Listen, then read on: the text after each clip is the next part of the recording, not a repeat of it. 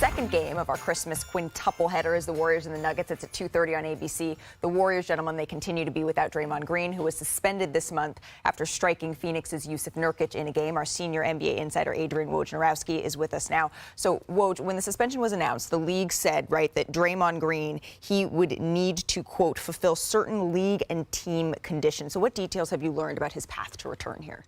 Well, beyond his own individual counseling that Draymond Green is a part of now, I'm told that he's doing periodic, essentially virtual meetings, Zooms, with that include the Warriors, Mike Dunleavy Jr., their GM, the league office, the Players Association, his agent, Rich Paul, also on these calls, just to get a sense as they move through this, what Draymond Green is learning here, where he's at with this. The league, this is an unusual process. This is an unusual suspension, open-ended, indefinite.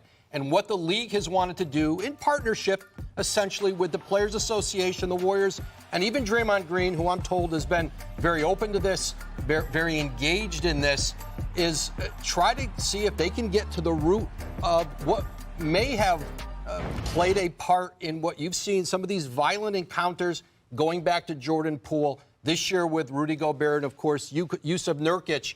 And this is going to play a part in his return to play. I'm told still it probably looks like, barring any setbacks, an 11 to 13 game window that he'll be out. 11 to 13 game window for Draymond Green. But even without Draymond, Stephen A., the Warriors, they've rattled off 5 straight wins. They're looking for a 6th today. Given all that we just heard from Woj, what's your confidence level that they can keep it rolling when Draymond comes back? My confidence level's high.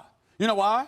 Because I'm watching Klay Thompson. Klay Thompson has reemerged. I'm seeing over this 5-game winning streak. Big Perk, don't you fix your face that way. I'm seeing during this 5-game winning streak, Klay Thompson is averaging 24.8 points per game. He is shooting 46% from three-point range. Steph Curry is shooting 47% from three-point range. What is the ultimate? We can talk about Draymond. We can talk about Looney. We can talk about the coach Steve Kerr. We can talk about the environment. We can talk about the former home crowd at the Oracle that's now going over to the Bay across the river to San Francisco. We talk about all of that. But what is the consistent ingredient to their success?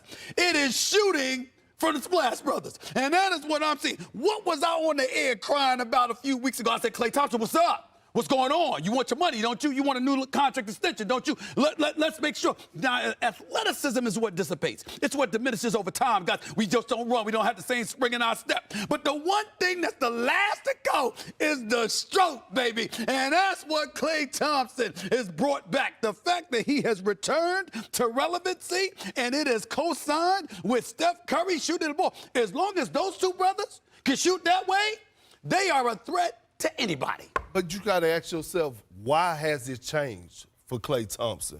Okay. Because Steve Kerr is finally coaching his behind off. The mixture of old with new.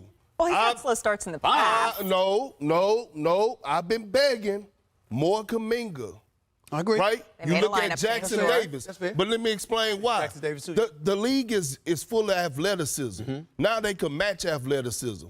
When you have Kuminga and you have Jackson Davis that are lob threats at the basket, guess what? Now those guys roll into the paint, it opens up three-point shooting. You put those guys in pick-and-roll action with Steph Curry, it's a difference. See, Draymond is allergic to the basket. Let's be real. He's not that scorer no more. But these two guys are offensive threats. They're not afraid. And what's happening is that Steve Kerr is letting those guys play through their mistakes and play meaningful minutes. Let's see if they can play through those mistakes. And Stephen A., I love the fact that you were this excited on Christmas morning. That's right. Absolutely. Who have the Warriors beaten in that streak? No. One signature win. Well, that is the point. Well, Boston. the Celtics. They beat the Boston Celtics. The Celtics win. And what were you decrying about that? The number of threes the Celtics put up and missed.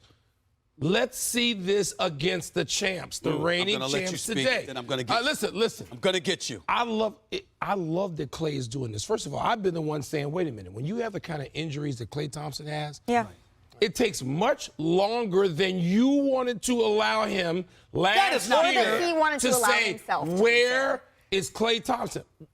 He's behind those injured legs, which at this point, listen, Stephen A., we've seen those kinds of injuries end effectively careers of Hall of Famers and would-be Hall of Famers.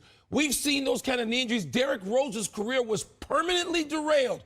Amari Stoudemire's career was ended prematurely. We've seen truly great players not recover you from are this. not- listen, so Klay listen. Thompson, the fact that he's taking longer than you want excuse me. is just a little too A bad. couple Go of ahead, things. Stephen. Number one, look, first of all, I know you're the ultimate insider, but you didn't know what I'm about to drop on this man right here, okay? Okay, Walsh, let me tell you something right now. For the first time in my 30-plus years of knowing Mike Wilbon, I am accusing him of being unfair to me. Unfair? Unfair to me. Unfair to you? Let me tell you something. First of all, what I said about Klay Thompson was this. Of course it's going to take a long road, but you don't win the championship against Boston without Klay Thompson showing up. So if you could do it then what the hell was the problem now, more than a year and a half later?